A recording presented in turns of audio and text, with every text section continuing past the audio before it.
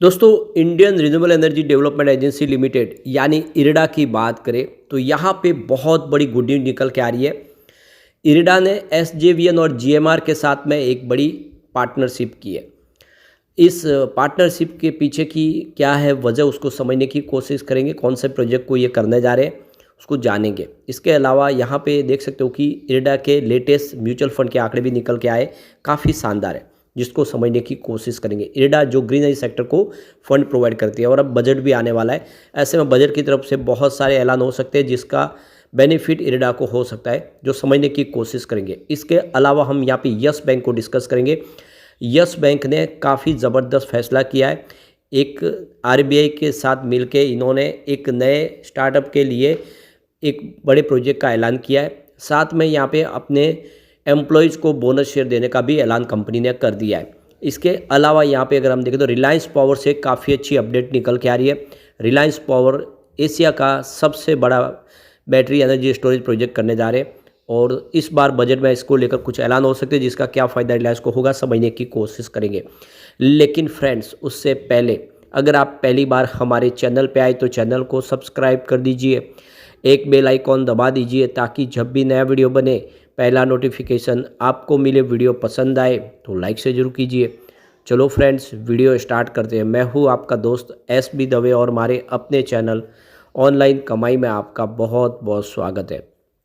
तो सबसे पहले इरडा के कारोबार की बात कर ले तो आज 206 पर क्लोजिंग थी। 1.28% की यहाँ पे तेज़ी देखने को मिली। इसकी परफॉर्मेंस देखें तो 3 मंथ का हाई इसका 234 का है और 1 ईयर का हाई इसका 310 का, ये इसका ऑल टाइम हाई है। अब इसका 3 मंथ का लो अगर देखें तो वो आपको 181 का दिखाई देगा और 1 ईयर का लो इसका 114 के आसपास है। 3 ईयर का लो 50 रुपये का, जो इसका लिस्टिंग प्राइस है आईपीओ जब आया था, तो उसके बाद में इसने बहुत ही बेहतर प्रदर्शन किया है। और आप देख सकते हो स्टॉक ऑलरेडी 13 जनवरी को 196 तक इंट्राडे में चला गया था। 200 के लेवल को तोड़ा लेकिन फिर से 200 के ऊपर आ गया है। यहाँ से उम्मीद काफ़ी शानदार की जा सकती है।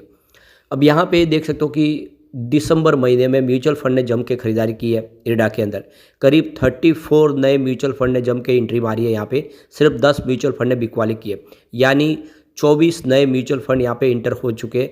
तो ये काफ़ी अच्छा मौका है। अब देख सकते हो कि यहाँ पे जिस तरह से म्यूचुअल फंड की पसंद बन चुका है, काफ़ी करेक्ट हो चुका है, तो यहाँ पे फिर से तेज़ी की संभावना बनने लगी है। अब यहाँ पे जो बड़ी अपडेट निकल के आ रही है, इरडा, एसजेवीएन और जीएमआर ने मिलकर एक समझौता किया है।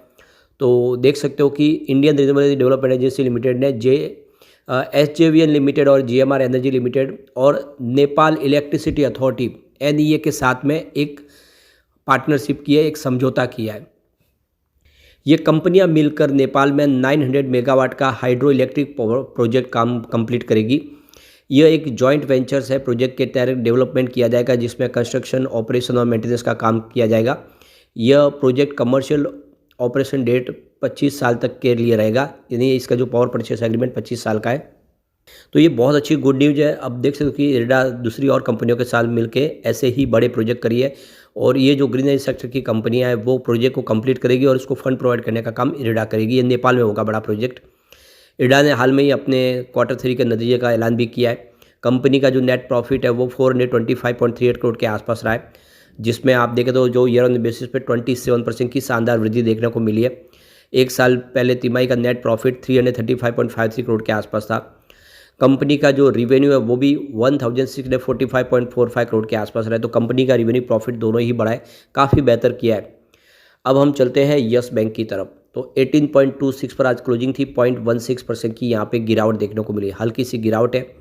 अब जो बड़ी अपडेट निकल के आ रही है, यस बैंक ने एक्सचेंज को जानकारी दी है कि उन्होंने YBL ESOS 2020 स्कीम के तहत अपने जो एलिजिबल एम्प्लॉयज़ हैं उनको बोनस शेयर देने का ऐलान किया है। करीब 20,11,762 इक्विटी शेयर है जिसकी फेस वैल्यू 2 रुपीज़ है। यह PESOP स्कीम 2020 के तहत अपने शेयर होल्डर को नहीं बल्कि अपने एम्प्लॉयज़ को शेयर के रूप में जारी किए जाएंगे।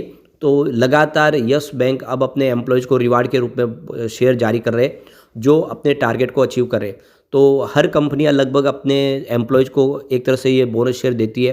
तो बिल्कुल वैसा ही इस बार फिर से यस बैंक ने बड़ा फैसला किया है बोनस शेयर जारी करने का।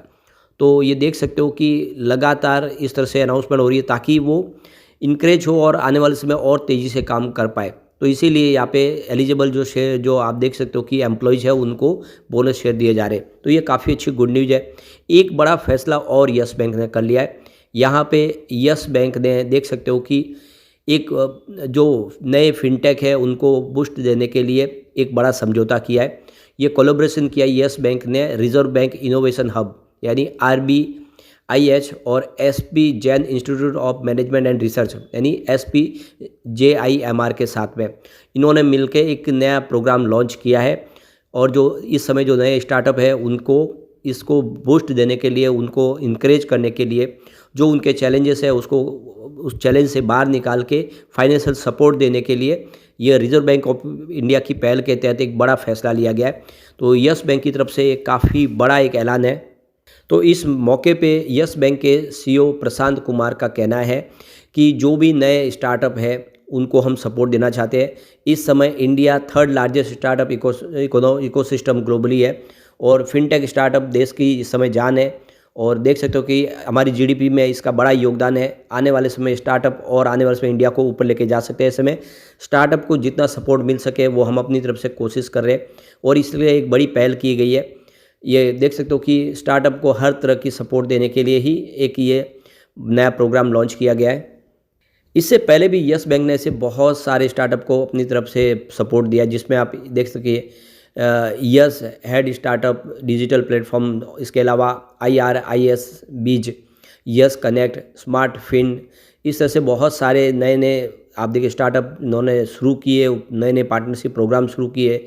वेगा पे जैसे नए पार्टनरशिप करके एक नया क्रेडिट कार्ड लॉन्च किया है, UPI प्रोजेक्ट लॉन्च किए, तो बहुत कुछ कर रहे हैं। अब आप देख सकते हो यस बैंक लगातार बिजनेस में कुछ नया करने की कोशिश करते हैं, जिससे हम कह सकते हैं कि आने वाले समय यस बैंक बेहतर करता हुआ दिखाई दे सकता है और स्टॉक काफ़ी नीचे भी आ गया है, एक अच्छा मौका भी दिखाई दे रहा है। चलते हैं रिलायंस पावर की तरफ। 42.15 पर क्लोजिंग थी, 2.31% की आज तेजी देखने को मिली। निचले लेवल से स्टॉक ने बेहतर करना शुरू किया है। इसकी परफॉर्मेंस देखते तो पिछले 5 सालों में 1652% का इसने ज़बरदस्त रिटर्न दिया है। पिछले 3 सालों में यहाँ पे 168% की तेजी बनी है और पिछले 1 साल में 40% का शानदार रिटर्न दिया है। पिछले 3 महीनों में मात्र 0.77% की तेजी बनी है, या यूँ कह सकते हैं कि पिछले 3 महीनों से स्टॉक सीमित दायरे में ट्रेड कर रहा है, लेकिन पिछले 1 महीने में 9.96% यानी 10% की गिरावट हुई है और वन डे के हिसाब से 2% की यहाँ पे तेजी है। तो अब जो बड़ी अपडेट निकल के आ रही है कि इस बार बजट में सरकार मेगा बैटरी स्टोरेज के प्लान को ऐलान कर सकती है। यानी अब सरकार चाहती है कि जो भी प्रोजेक्ट हो, चाहे वो सोलर प्रोजेक्ट हो या फिर विंड प्रोजेक्ट हो, उसके साथ में बैटरी एनर्जी स्टोरेज भी वहीं पर बनाया जाए कंपनी की तरफ से जो उस प्रोजेक्ट को कंप्लीट करे। तो शुरुआत धीरे से छोटी पैमाने पर होगी, यानी थोड़ी सी कैपेसिटी के साथ होगी, लेकिन उसको धीरे धीरे बढ़ाया जाएगा। तो अब जो कंपनियां हैं वो इसके लिए इंसेंटिव मांग रही है सरकार से कि अगर हम सोलर प्रोजेक्ट के साथ या विंड प्रोजेक्ट के साथ में अगर हम बैटरी स्टोरेज भी लगा रहे तो उसमें काफ़ी बड़ा खर्च होगा। ऐसे में सरकार से इंसेंटिव की डिमांड की जा रही है और सरकार इस बार इंसेंटिव दे सकती है बैटरी स्टोरेज के ऊपर।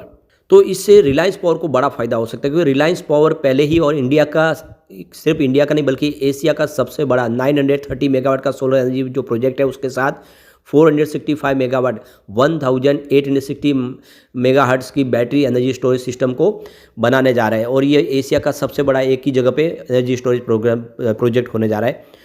तो रिलायंस पावर ऑलरेडी इसमें एंट्री कर चुके हैं और इस बार बजट में अगर ऐलान किया जाता है तो सीधा फायदा रिलायंस पावर को होगा और इसीलिए हम कह सकते हैं कि रिलायंस पावर आने वाले समय कुछ बेहतर करता हुआ दिखाई दे सकता है। और सबसे जो बड़ी बात है कि अनिल अंबानी अब फैसले एक के बाद एक शानदार कर रहे हैं, ऐसे में आने वाले समय रिलायंस पावर कमाल कर सकता है। लेकिन फ्रेंड्स, कोई भी इन्वेस्टमेंट करने से पहले अपने फाइनेंशियल एडवाइजर से एडवाइस ले ले या अपना खुद का रिसर्च करें, क्योंकि मैंने वीडियो आपके एजुकेशनल पर्पज़ के लिए ही बनाया। वीडियो पसंद आए तो लाइक से जरूर कीजिए और चैनल को सब्सक्राइब कर दीजिए। Thank you friends.